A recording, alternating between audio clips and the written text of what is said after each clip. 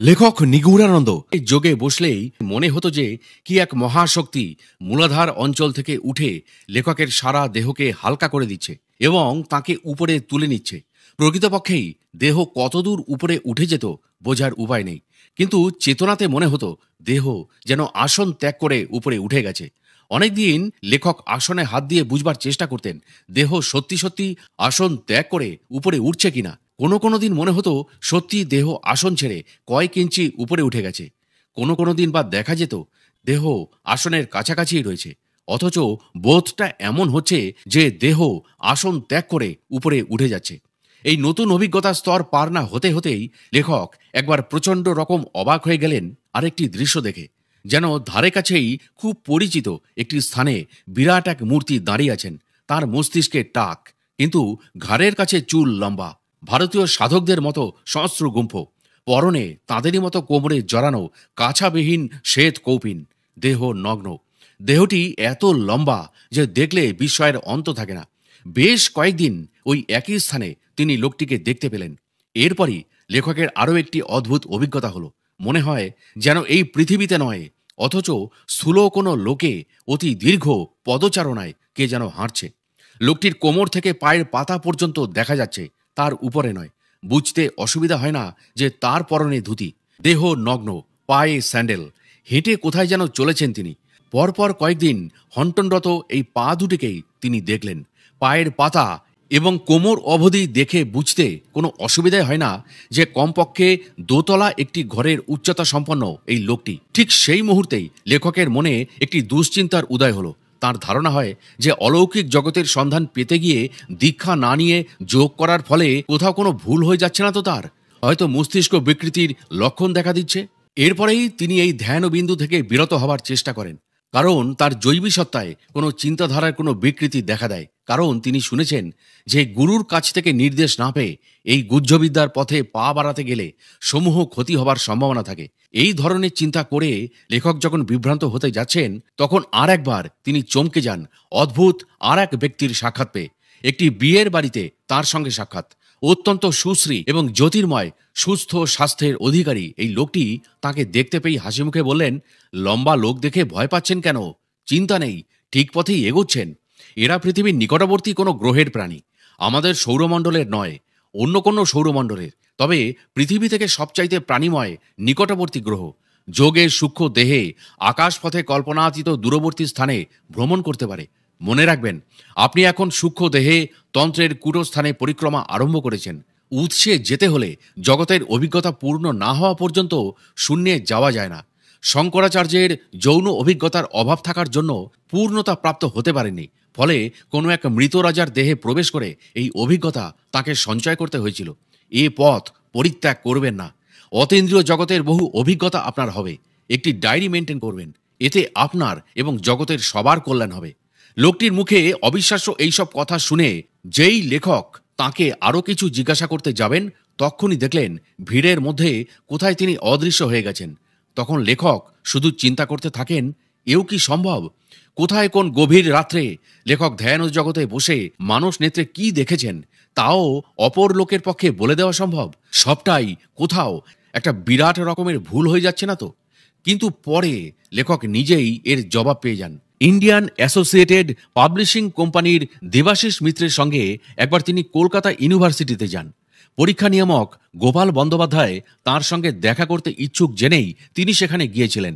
গোপালবাবু তখন ভাইস চ্যান্সেলরের কক্ষে গুরুত্বপূর্ণ একটি মিটিংয়ে ব্যস্ত ছিলেন, কিন্তু তার অধ্যাত্ম অনুসন্ধিৎসা এত প্রবল যে খবর পেয়ে তিনি কয়েক মিনিটের জন্য হলেও লেখকের সঙ্গে সাক্ষাৎ করতে আসেন। সময়ের অত্যন্ত অভাব, সুতরাং এখানেই প্রশ্ন করলেন, মণিপুর ভেদ করতে পারছি না, বলুন। লেখক মুহূর্ত মাত্র চোখ বুজে অদ্ভুত দুটি জিনিস দেখে চমকে ওঠেন। দৃশ্য দুটি এই, তেজমণ্ডলে একটি বিন্দু জ্বলছে, অর্থাৎ গোপালবাবু পূর্ণ মণিপুর চক্রে বিচরণ করে বিন্দু দর্শন করছেন। তারপরেই দেখেন দীর্ঘাকৃতি দুটি পা। যে দীর্ঘ মানবদেহ লেখক যোগের অনেক উচ্চ পর্যায়ে উঠে দেখতে পেয়েছিলেন, যোগভূমির তৃতীয় স্তর থেকেও গোপালবাবু বিভিন্ন গ্রহের সেই প্রাণী দর্শন করছেন। লেখক গোপালবাবুকে বললেন, যার বিন্দু দর্শন হয় তার মণিপুর চক্র ভেদ হতে সময় লাগবে কেন? গোপালবাবু বললেন, 7 বছর এই মণিপুর চক্রে ঘোরাফেরা করছি, লেখক বললেন, সঠিক পদ্ধতি জানা থাকলে 2 মাসেই এবার অনাহত চক্রের নীল বায়ুমণ্ডলে বিচরণ করতে পারবেন। গোপালবাবু তাকে বললেন, দয়া করে আমাকে সেই পথ বলে দিন। লেখক বললেন, বিন্দুতে মন রেখে চুপ করে বসে থাকুন, আর কিছু করতে হবে না। এরপর মানস নেত্রে যেসব চিত্র ভেসে ওঠে দেখে যান। স্বাভাবিকভাবেই দেহের ভেতর প্রাণবায়ু ও যোগক্রিয়া আরম্ভ হয়ে কুল অর্থাৎ শক্তি, কুণ্ড অর্থাৎ গর্ত, লিনি মূলাধার থেকে সহস্রার দিকে অগ্রসর হতে হবে। স্তরে স্তরে দেহ চক্রগুলি ভেদ করে এগোতে থাকবে সে। মনে রাখবেন, কোনো কিছুতে মনোসংযোগ করা মানেই বায়ুকে নিয়ন্ত্রিত করা। বায়ু তখন ক্রমশ ধীর গতি ও সূক্ষ্ম হয়ে উঠে কুণ্ডে অর্থাৎ গর্তে বা মূলাধারে অবস্থিত কুল বা শক্তিকে আঘাত করে ঊর্ধ্ব দিকে তুলতে থাকে। দেহের বিভিন্ন অংশের কোষগুলি এমন করে তৈরি যে শক্তি সেই অঞ্চলে উঠলেই তা সঞ্জীবিত হয়ে উঠে নানা ফ্রিকোয়েন্সি তৈরি করে। ফলে নানা রং দর্শন হতে থাকে, নানা দৃশ্য দেখা যায়। যেমন আপনি দীর্ঘ লোক দেখে হতবাক হয়ে যাচ্ছেন। গোপালবাবুর যেন বিস্ময়ের সীমা থাকলো না। কিছুক্ষণ পরে বললেন, আশ্চর্য, আপনি তা জানলেন কি করে? লেখক বললেন, যোগে একটি নির্দিষ্ট স্তর অর্থাৎ জ্যোতির্মণ্ডলে উঠলেই চোখ বোঝা মাত্র মানুষের অন্তরের অবস্থা বা প্রশ্ন সর্বত্রই স্পষ্ট দেখা যায়। গোপালবাবু বললেন, এই দীর্ঘদেহী লোকটি কে? আমি অনেককে জিজ্ঞাসা করে দেখেছি, তারা বলেন আমার পূর্বজন্মের গুরু। লেখক বললেন, না। গোপালবাবু বললেন, তবে? লেখক বললেন, এরা হলেন ভিন্ন গ্রহের প্রাণী, পরে বুঝতে পারবেন। গোপালবাবুর খুব তাড়া, বললেন, আপনার কাছে অনেক কিছু জানতে হবে, আরেকদিন আসুন। আসবেন কিন্তু। তিনি চলে গেলেন। এরপর গোপালবাবুর সঙ্গে লেখকের বহুদিন সাক্ষাৎ হয়েছে। নির্দিষ্ট সময়ের মধ্যেই তিনি লেখকের পদ্ধতি অনুসরণ করে অনাহত চক্রের নীল আকাশে বিচরণ করেছেন। তার এই সাফল্যে গোপালবাবু যখন বেশ কিছুটা উৎফুল্ল, সেই সময় আরও একবার তার সঙ্গে লেখকের দেখা। গোপালবাবুরও তখনও বেশ ব্যস্ততা। তখনই ভাইস চ্যান্সেলরের ঘরে মিটিংয়ে যেতে হবে। তিনি জানিয়ে দিলেন 15 মিনিট দেরি হবে। লেখক এতে বেশ কিছুটা বিব্রত বোধ করে মুহূর্তের মধ্যেই চোখ বুজে গোপালবাবুর যোগবায়ুর অবস্থান কোন স্তরে তা জেনে নিলেন। বুঝতে পারলেন মণিপুরের প্রান্তভাগ ছাড়িয়ে তিনি অনাহত চক্রমণ্ডলে প্রবেশ করেছেন। ময়ূরছানার কণ্ঠে ফুটন্ত নীলের মতো তার অন্তরাকাশেও খণ্ড খণ্ড সাদা মেঘের ফাঁকে নীল আকাশ উঁকি দিচ্ছে। তাছাড়া নিজের হৃদ দর্পণে গোপালবাবু অদ্ভুত এক ছবি দেখে রীতিমতো চমকিত হচ্ছেন। লেখক চোখ বুজেই দেখতে পেলেন গোপালবাবুর বুকের মধ্যে দুটি ছবি, একটি গোপালবাবুর নিজের, আর একটি আত্মার দর্পণে পার্শ্বদেশ থেকে দেখা নিজেরই প্রতিবিম্ব। নিজের এই প্রতিবিম্ব দেখে গোপালবাবু বেশ চমকিত হচ্ছেন। লেখক বললেন, পাশ থেকে নিজেকে দেখে চমকে যাচ্ছেন তো? গোপালবাবু বললেন, আশ্চর্য, এই কথাটা জিজ্ঞাসা করব বলেই তো মিটিংয়ে যাওয়া পিছিয়ে দিয়েছি। লেখক বললেন, এই প্রশ্নের জবাব পাওয়ার জন্য আপনাকে অপেক্ষা করতে হবে না। মনে রাখবেন, পরমাত্মার বিশেষ এক স্তরের স্বচ্ছ সত্তায় নিজের প্রতিবিম্ব দেখেছেন। এই হলো আপনার আত্মদর্শনের শুরু। তারপর একদিন যখন নিজের প্রতিবিম্বের মুখোমুখি স্পষ্টভাবে দাঁড়াবেন, তখনই বুঝবেন আত্মদর্শন পূর্ণ হয়েছে। আপনি এবার দ্রুত ঊর্ধ্ব দিকে উঠতে থাকবেন, সন্দেহ নেই। মিটিংয়ে চলে যান গোপালবাবু, পরে দেখা হবে। গোপালবাবু চলে গেলেন। জলপূর্ণ গ্রহে বিরাটাকায় মৎস্য জাতীয় প্রাণীদেরই বেশ কিছুদিন ধরে লেখক দেখলেন। এরপরই হঠাৎ একদিন ভিন্ন ধরনের এক গ্রহের ফ্রিকোয়েন্সির সঙ্গে তার মস্তিষ্কের তরঙ্গের ফ্রিকোয়েন্সি এক হয়ে নতুনতর এক দৃশ্য দর্শন করালো। এক ধরনের উজ্জ্বল তেজময় আলোতে গ্রহটি উদ্ভাসিত। গ্রহটির সর্বাঙ্গীন দর্শন যে লেখকের হয়েছিল তা নয়। অর্থাৎ যেমন করে মহাকাশচারীরা চন্দ্রপৃষ্ঠ থেকে পৃথিবীকে দর্শন করেন বা রকেট থেকে চন্দ্র বা পৃথিবীর সর্বাঙ্গীন দৃশ্যের স্বাদ নেন, এ হলো কোনো ভিন্ন এক গ্রহের আংশিক দৃশ্য। কোনো এক অরণ্যের প্রান্তদেশ, গভীর নিবিড় শ্যামলের শ্যামলিমা নেই, প্রখর রোদে যেন কিছুটা ঝলসানো, নিচের মাটিও যেন অগ্নিদগ্ধ, কয়েকটি পত্রহীন কণ্টক লতা এদিক ওদিক ছড়িয়ে। হয়তো কাছে কোনো পাহাড় আছে, হয়তো সেটা কোনো অধিকতা। এই গ্রহের গভীর ভেতরে কি আছে সেটা অনুমান করার আগেই অদ্ভুত এক দৃশ্য দেখে লেখক চমকে উঠলেন।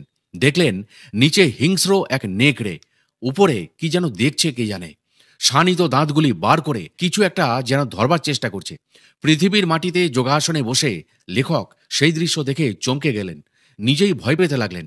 অথচ নেকড়েটার মুখের উপর দিকে তাকিয়ে তিনি কিছুই দেখতে পেলেন না।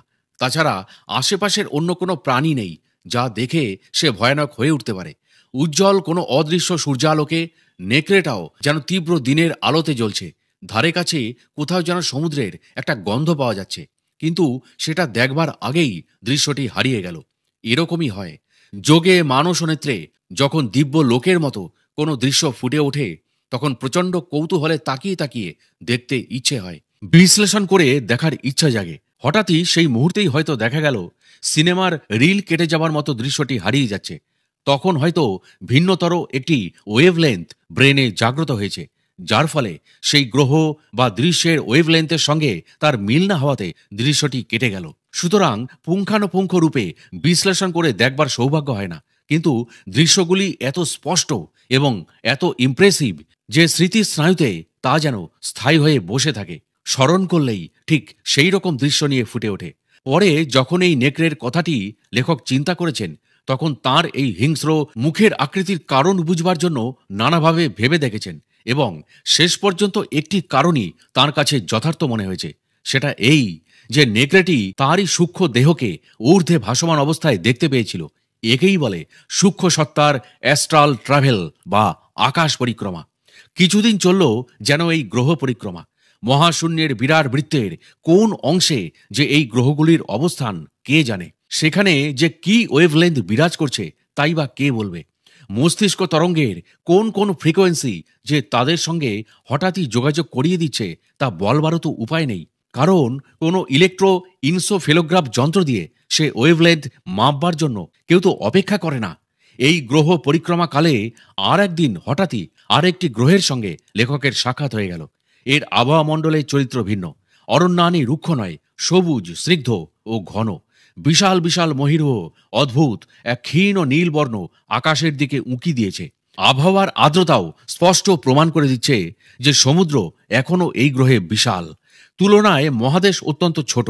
সূক্ষ্ম সাদা ধোঁয়ার আড়ালে নীলাভ আকাশ বর্ষার কোনো ইঙ্গিত না দিলেও বুঝতে কোনো অসুবিধাই হয় না যে আমাদের মৌসুমী বায়ু বাহিত বৃষ্টির চাইতেও বেশি বৃষ্টিপাত হয় এখানে। তাই অরণ্য প্রায় ঘন সবুজে ভরা। অরণ্যের খুব কাছ থেকে লেখকের চেতনা যেন উঁকি দিয়ে ভেতরটা দেখবার চেষ্টা করলো। একটা খাঁড়ি গভীর অরণ্যের ভেতরে অনেকটা ঢুকে গেছে।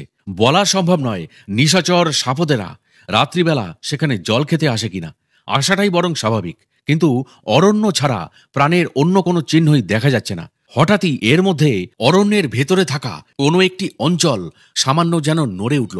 হাওয়া নেই, সুতরাং কোনো অরণ্যচরের গতিবিধির ফলেই হয়তো এটা হবে। খুঁজতে খুঁজতে হঠাৎ অদ্ভুত এক দৃশ্য দেখে লেখক অবাক হয়ে গেলেন। দীর্ঘ ও বিলম্বিত কালো কালো গাছের ডাল বেয়ে আশ্চর্যভাবে নড়ে বেড়াচ্ছে একটি প্রাণী, অবিকল যেন মানুষ। লাঙ্গুল নেই, অথচ দুপায়ে হাঁটছে না। সামনের হাত ও পা দুদিকেই ভর করে গাছের ডালে ডালে চলাফেরা করছে। সমস্ত শরীর লোমে ঢাকা, রোমশ মানুষ। দেখতে দেখতে চোখের ওপর আরও অনেক সেই রকম প্রাণী ভেসে উঠল লেখকের। তাহলে লেখকের বুঝতে অসুবিধা হলো না যে এরা অদ্ভুত মানব আকৃতি বিশিষ্ট বৃক্ষচর। যে কোনো কারণেই হোক মাটিতে বসবাস করতে সাহস করে না। হয়তো সাপদ বা সরীসৃপ শ্রেণীর আক্রমণের তীব্র ভয় এদের, যাদের আকাশ পরিক্রমা কালে লেখক খুঁজে দেখবার অবকাশ পাচ্ছেন না। গাছের কাণ্ডে কোথাও হয়তো ঘর বেঁধেছে এরা, সেটা অনুমান করা গেলেও দেখবার সময় পাওয়া গেল না। অবলীলাক্রমে একটি প্রকাণ্ড বৃক্ষকাণ্ডের ওপর সেই রকম বেশ কয়েকটি বৃক্ষচর রোমশ মানুষ একত্র জড়ো হয়ে কি একটা সভাজাতীয় কিছু করতে যাচ্ছে। এটা দেখতে দেখতেই ওয়েভলেন্থের লিঙ্ক কেটে গেল। মহাশূন্যের কোন সৌরমণ্ডলে মানুষের বিজ্ঞান চিন্তার অতীত কোন মহাসুদূরে এই গ্রহ কে জানে। সেখানে জীব সভ্যতার কোন পর্যায়ে এসে পৌঁছেছে কে বলবে। কিন্তু হঠাৎই এই দর্শন হারিয়ে গেল। আবার কখনো সেই ওয়েভলেন্থ হারিয়ে যাওয়া এই গ্রহটির সঙ্গে দেখা হবে কিনা তা কে বলতে পারে। অনন্ত আকাশের বুকে গণনাতীত কত অসংখ্য নক্ষত্র ঘিরে কত গ্রহমণ্ডল, কত বিচিত্র প্রাণী রয়েছে, স্বয়ং স্রষ্টা ঈশ্বরও তার হদিশ রাখতে পারেন কিনা কে জানে। অসংখ্য গ্রহের ফাঁকে আছে অসংখ্য অনন্ত আকাশ। ভারতীয় শাস্ত্রে যাকে অবকাশ বলা হয়েছে। অসংখ্য অনন্ত আকাশ বলা হচ্ছে এই কারণে যে কোনো নক্ষত্রের আলোকবৃত্তের বাইরে সেই নক্ষত্র নির্ভর গ্রহমণ্ডলীর ফাঁকে ফাঁকে বর্ণময় অঞ্চলই আকাশ। যে আকাশ দিনে নীলাভ হয়, ঘনঘোর মেঘের ফাঁকে বজ্রপাত ঘটিত অট্টহাস্য করে অঝরে বৃষ্টি ঝরায়। আবার নিষ্কলঙ্ক নিশীথে অন্ধকারের পটভূমিতে অজস্র নক্ষত্রের হাসি ঝরিয়ে কোথাও বা এক, কোথাও বা একাধিক উপগ্রহকে ঘুরপাক খাইয়ে মারে মূল গ্রহের চতুর্দিকে, যেন অনন্ত সপ্তপদী ঘোরাচ্ছে এমনিভাবে। কিন্তু এর বাইরেও আছে অদ্ভুত ব্যাপ্তি। সেখানে চন্দ্র, সূর্য, তারা কিছুই নেই। ঋগ্বেদে ঋষিকল্পিত সেই অন্ধকারের মতো, যা ঘন তমিশ্রায় আচ্ছন্ন। সেই মহা নিরন্ধ্র অন্ধকার আকাশ নয়, মহাশূন্যতারূপ এক ব্যাপ্তি মাত্র, যার বুকে নীহারিকাপুঞ্জ ব্রহ্মাণ্ড তৈরি করেছে। যে ব্রহ্মাণ্ডের অন্তঃস্থলে অসংখ্য নক্ষত্র গ্রহমণ্ডলী রচনা করে ফাঁকে ফাঁকে আকাশের জন্ম দিয়েছে। কখনো কখনো দুটি গ্রহের অন্তর্বর্তী এই আকাশ এতটাই বিশাল মনে হয় যে তখন আকাশটাকেই অনন্ত বলে বোধ হয়। একদিন লেখক যোগ বলে, হঠাৎই বহুদূর কোন নীহারিকাপুঞ্জের অন্তঃস্থলে, কোন সূর্যের গ্রহমণ্ডলীর মধ্যস্থলে, কোন আকাশে কে জানে, আর এক অদ্ভুত দৃশ্য দেখে চমকে যান। সেখানে কোনো পটভূমি নেই, নীল আকাশ নৈশ অন্ধকারে ঢাকা। তারই মধ্যে অদ্ভুত কিছু ছোট ছোট প্রাণী খেলা করে বেড়াচ্ছে, যেন এই আকাশই তাদের বাসস্থান। অক্লান্ত পাখায় ভর দিয়ে চিরকাল তারাই আকাশের বুকেই বাস করছে। ছোট ছোট মানুষ, দেখতে শিশুর মতো। ছোট ছোট পাখাও আছে, যেন পরী। অসংখ্য পরী উড়ে বেড়াচ্ছে। পৃথিবীর সকল পুরাণ কাহিনীতে বোধহয় এদের কথাই বলা হয়েছে। এদের প্রত্যক্ষ দেখতে পেয়ে লেখক যেন বিস্ময়ে হতবাক হয়ে গেলেন। তাহলে পরিজাতীয় গল্প যে মিথ্যে নয়, এ বিশ্বাসে লেখক দৃঢ়প্রত্যয় হলেন। তার মনে হলো পরীর কল্পনাও বোধহয় ভারতীয় দেবদেবীদের মতোই যোগী নাম ধ্যান ও নির্মিতাম।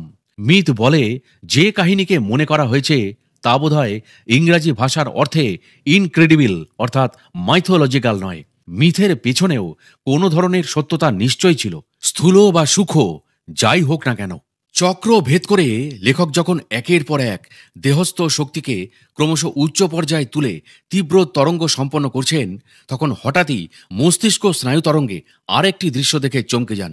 যেন অসংখ্য কোনো রকেট ও বায়ুযান জাতীয় যন্ত্র অনবরত ছোটাছুটি করছে। একদিন এই দেশেই লেখক দেখতে পান, যেমন জলে মানুষ সাঁতার কাটে, তেমনি আশ্চর্য সব মনুষ্যাকৃতি জীব খেলে বেড়াচ্ছে, যেন মহাশূন্যের বুকে তারা সাঁতার কেটে বেড়াচ্ছে। শূন্যে ভাসমান এইসব আশ্চর্য ছবি দেখতে দেখতে অকস্মাৎ লেখক আর একদিন আর এক অদ্ভুত গ্রহের সঙ্গে চেতনাযুক্ত হয়ে যান। সে এক অদ্ভুত গ্রহ। আকাশে তার সকাল কি সন্ধ্যা বোঝার উপায় নেই, অথচ প্রত্যেকটি জিনিস স্পষ্ট দেখা যাচ্ছে। প্রত্যেকটি জিনিস বলতে কিছু ধূসর মৃত্তিকা, হয়তোবা কাঁকড় মেশানো। লেখক যে প্রকৃতপক্ষে কোন জায়গা থেকে দৃশ্যটি দেখেছিলেন তা বলা কষ্টকর। কোথাও কোনো সমুদ্র ছিল কিনা বলার উপায় নেই। তবে একথা এখনো মনে পড়ে যে নিবিড় এক অরণ্যের প্রান্ত দেশ থেকে লেখক দৃশ্যটি দেখেছিলেন। ঊর্ধ্বে আকাশ ম্রিয়মানভাবে নীল, ঘন অরণ্য কৃষ্ণাভ সবুজ, বৃক্ষপত্রে এমন নিবিড়তা তৈরি করে আছে যে অরণ্যের প্রান্তদেশ থেকে ভেতরে আর কিছুই তাকিয়ে দেখবার উপায় নেই। কোনো অদৃশ্য সুড়ঙ্গ থেকে অজস্র ঝিল্লি যেন করুণ এক তারা বাজিয়ে চলেছে। এছাড়া চলমান জীবনের আর কোনো স্পন্দন নেই। উপরে কৃষ্ণাভ কিছু ধোঁয়াকৃতি মেঘ যেন স্থির হয়ে আছে। হাওয়াতেও কোনো চাঞ্চল্য নেই, কোনো পশু বা পাখি কারোর সাড়া পাওয়া যাচ্ছে না। আকাশে একটি পাখিরও ডানা নেই। হঠাৎই এমন সময় অরণ্যের বহু দূর প্রান্তে অদ্ভুত একটি জিনিসকে উঁকি মারতে দেখে লেখক যেন রীতিমতো চমকে গেলেন। 3 তলা বা 4 তলা একটি ঘরের চিলেকোঠা। চিলেকোঠার জানলাটি এমনভাবে খোলা যেন নিষ্পলক একটি চোখ পাতা খুলে তাকিয়ে আছে তো আছেই। অনেকক্ষণ অরণ্য শীর্ষ ভেদ করে সেই নিঃসঙ্গ চিলেকোঠাটিকে লেখক তাকিয়ে দেখলেন। যতক্ষণ দেখলেন ততক্ষণ কোনো প্রাণের স্পন্দন অনুভব করতে পারলেন না। যেন অব্যক্ত একটা হাহাকার নিস্তব্ধভাবে বয়ে যাচ্ছে সমস্ত দৃশ্যটির ওপর দিয়ে। এ কোন গ্রহ কে জানে।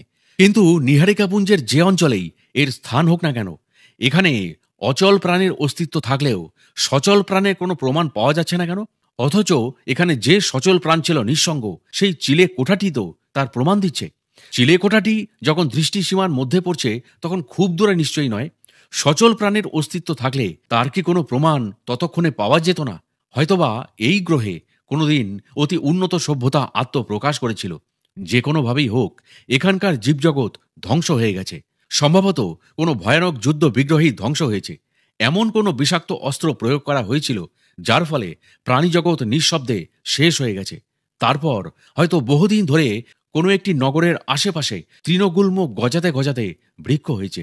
বৃক্ষ মহিরূহ আকার ধারণ করেছে।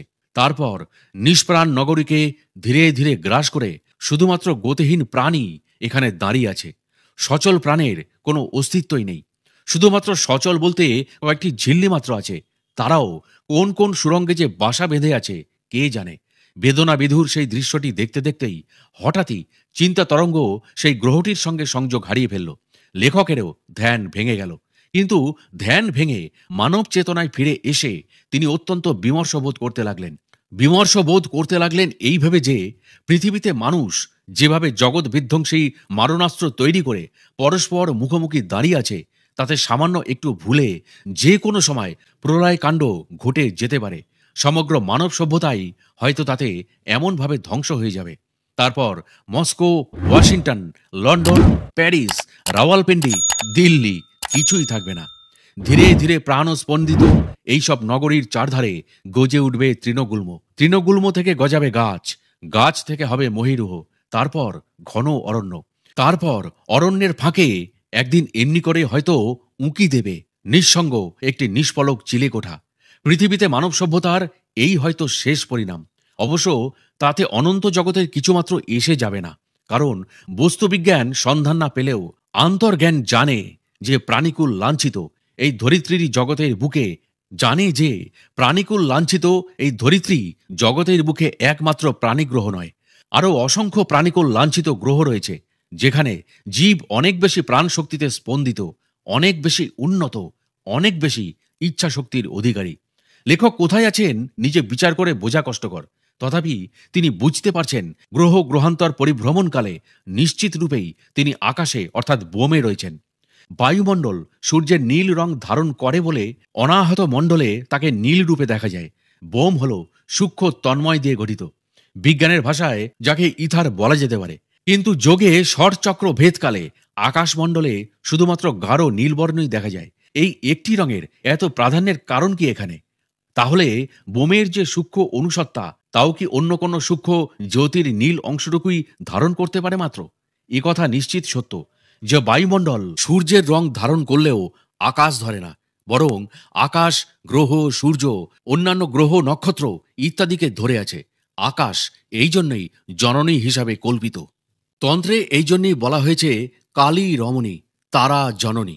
কালী মানে আদি শক্তি, যা শূন্য থেকে প্রথম ছুটে বেরিয়ে এসে সময়ের সূচনা করে। সেই কালী রূপা শক্তি যখন বিস্ফোরিত হয়ে চারিদিকে ছড়িয়ে পড়ে, তখন অসংখ্য উজ্জ্বল অগ্নিপিণ্ড, নক্ষত্র, গ্রহ ইত্যাদি যার বুকে স্থানলাভ করে তার নাম বোম। এই বোমের বর্ণ নীল, সম্ভবত মূল জ্যোতির নীল অংশ এতে এত বেশি করে প্রকটিত বলেই এর বর্ণ নীল। এই বোমেই তান্ত্রিকদের কাছে তারা রূপে চিহ্নিত। এই তারার বর্ণ সেই কারণেই তারা নীল করেছেন। এই বোম বা তারা নিজের বুকে মায়ের মতো জগৎ ধারণ করে আছেন বলেই তিনি জননী, এবং শূন্যের বুকে স্বভাবে ফুটে উঠে শূন্যের সঙ্গে অভিঘাতে লিপ্ত হয়েছিলেন বলেই কালী হলেন রমণী। এই বোমে যে বিভিন্ন সৌরমণ্ডল, গ্রহ গ্রহান্তর রয়েছে, যোগ সাধনার পঞ্চম পর্যায়ে লেখকের তৃতীয় নয়নে সেই প্রাণী সংকুল গ্রহগুলি দর্শনের মধ্যে আসছিল। প্রথম প্রথম এই গ্রহ এবং গ্রহের আবহাওয়ামণ্ডলীতে লেখক হঠাৎই ঢুকে গিয়ে অদ্ভুত অদ্ভুত দৃশ্য দেখেছিলেন। এবার সেই দর্শন যেন একটু ভিন্নতর হতে লাগলো। হঠাৎই ধ্যানস্থ হতে হতে লেখকের মনে হতো তিনি যেন কোথায় এক উপসাগরের পথে কোনো মহাদেশের অরণ্য সংকুল প্রান্তে গিয়ে উপস্থিত হয়েছেন। মাঝে মাঝে সেই অরণ্য প্রান্ত অদ্ভুতভাবে যেন ফাঁক হয়ে যেত। তারপর দুই পাশে বৃক্ষের সারি বাঁধা বহুদূর প্রসারিত দীর্ঘ পথ চোখে পড়ত তার, যেন কেউ পথের দুই ধারে অসংখ্য পাম ট্রি বসিয়ে রেখেছে। বানিহাল থেকে শ্রীনগরের সড়ক পথে প্রবেশ করলে শ্রীনগর শহর পর্যন্ত যে ধরনের বৃক্ষ শোভিত এভিনিউ টাইপের পথ দেখা যায়, এ যেন দেখতে ঠিক সেই ধরনের। বহুদিন বহু অজানা গ্রহে এইভাবে লেখকের চৈতন্য সত্তা বিচরণ করেছে। এক একটি গ্রহের এক এক ধরনের ফ্রিকোয়েন্সি আছে। কোনোটির শক্তি তরঙ্গ এত বেশি যে তাতে প্রবেশই করা যায় না। উপসাগরীয় কূলের অরণ্য প্রান্ত থেকেই ফিরে আসতে হয়। আবার কোথাও কোথাও এভিনিউ সদৃশ্য দীর্ঘ পথে চৈতন্যকে ছুটিয়ে কোথাও যেন এর শেষ না পেয়ে ফিরে আসতে হয়। উপসাগরীয় অরণ্য প্রান্ত দিয়ে এভিনিউ সদৃশ্য পথে এগোতে গিয়ে লেখক প্রায় অধিকাংশ ক্ষেত্রেই কোনো নির্দিষ্ট লক্ষ্যে পৌঁছতে পারেননি। তবে একদিন হঠাৎই তিনি অদ্ভুতভাবে মুহূর্তকালের জন্য একটি দৃশ্য দেখতে পেয়ে যান এবং রীতিমতো চমকে যান। কিন্তু মুহূর্ত মাত্র, ভালো করে কিছু দেখার আগেই দৃশ্যটি হারিয়ে যায়। দৃশ্যটি এই: বিরাট এক হলঘর, তাতে বহু মানুষ সারি বেঁধে শৃঙ্খলাবদ্ধভাবে আসনে বসে আছে, যেন কোনো সভাগৃহ। লোকগুলোর পোশাক আশাক পুরনো বা আধুনিক কী ধরনের হতে পারে, ভালো করে দেখতে গিয়েই সব যেন হারিয়ে গেল।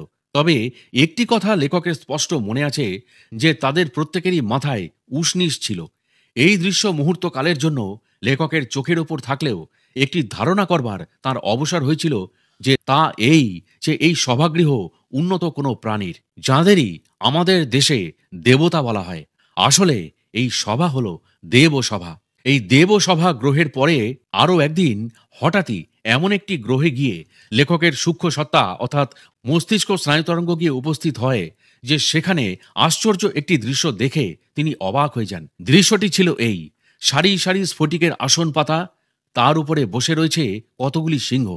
দৃশ্যটি দেব সভাগৃহের দৃশ্যের চেয়েও অনেক বেশি সময় লেখকের মানস নেত্রে ছিল। লেখকের চিন্তা তরঙ্গ তখন ভাবতে আরম্ভ করে দিয়েছিল, এখানে এমনভাবে সিংহ কেন? এমনভাবে সিংহগুলি বসে আছে দেখলেই বোঝা যায় যে এগুলি পোষ্য। কিন্তু কার? কেনই বা তারা এই সিংহগুলিকে পুষেছেন? সিংহকে কি তারা বাহন হিসাবে ব্যবহার করেন?